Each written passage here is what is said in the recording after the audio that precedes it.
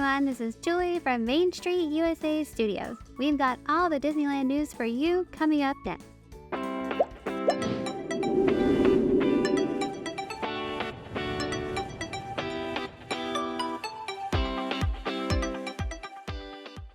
This week at the Disneyland Resort, Halloween season detail, Plaza de la Familia update, new fireworks dining package release, new mural, construction updates, and more. We're about halfway through the Halloween season. If you haven't already, it's a great time to check out all the Halloween favorites.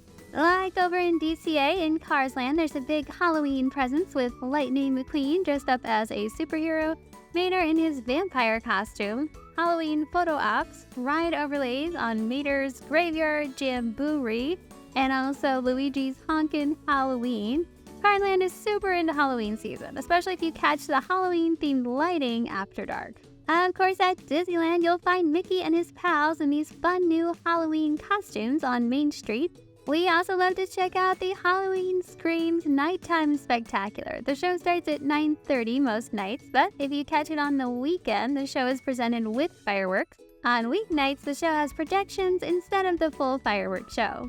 One of our favorite Halloween time events are the new character dining options at Goofy's Kitchen and Storyteller's Cafe. Both restaurants have the characters in special limited time costumes that make it super fun. The reservations at both restaurants are mostly booked up though through Halloween. If you check back regularly, you can usually find a spot if your times are flexible. And don't forget, at DCA in the Paradise Gardens area of the park, Plaza de la Familia is in full swing celebrating the spirit of Dia de los Muertos. They're November 2nd this year. Check out performances of the Storytellers of Plaza de la Familia celebrate the musical world of Coco several times in the midday, typically starting at noon. You can also take pictures with Miguel or add a note to the memory wall in the Mexican Árbol de la Vida. Outside of Halloween time at the park, this week we saw that there will be a new dining package in Star Wars Galaxy's Edge at Docking Bay 7 Food and Cargo. Starting in November on nights with fireworks shows, guests can book this dining packet. They didn't offer much detail, but it did say including viewing of Fire of the Rising Moon's nighttime fireworks spectacular under the spires. So it seems like there will be a new reserved viewing area in Galaxy's Edge. Remember that the fireworks show can be seen from Galaxy's Edge, and a while back, Disney added some custom Star Wars-inspired music to go along with the fireworks show. This music differs from what you would hear on, say, Main Street.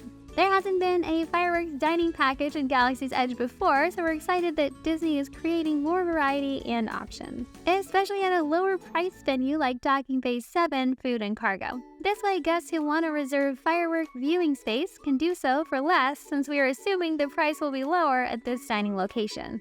The food itself looks very unique, but definitely a quick-serve style. No information on pricing yet or an exact date when reservations will open. It is Hispanic and Latin American Heritage Month, and in downtown Disney, you can check out this brand new mural that depicts a beautiful story of love, tradition, and family. We love the depiction of Dia de los Muertos in the center of the mural. And closure and construction updates starting in Disneyland Park. The Critter Country Fruit Cart has reopened. That leaves Critter Country very open now. Recall that Critter Country will be called Bayou Country once Tiana's Bayou Adventure opens November 15th. And if you were hoping to ride Tiana's Bayou Adventure on November 15th, check the reservation calendar. Reservations for this date are full. We typically find if you keep checking, dates do open up, but we're guessing this date will be hard to get. Of course, the days following are still open, so you can always book very near November 15th. This will likely be a hectic day in Bayou Country. Outside of Tiana's, the Briar Patch is also closed, along with the Lewis's Critter Club side of the Pooh Corner store. Surprisingly, the Hungry Bear Barbecue Jamboree still has no opening date listed. The Haunted Mansion ride is open, with queue and retail shop construction still underway. Great Moments with Mr. Lincoln will remain closed until next year, but on October 1st, the Disney Gallery, that lobby area of the Opera House, will reopen. And the Disneyland Railroad remains closed with no reopening date through October so far. The Disneyland Monorail reopened last week, and the front cabin with the conductor is now open for guests to ride in if you hadn't heard. The sailing ship Columbia will close this week on Monday, September 23rd, reopening Friday, September 27th.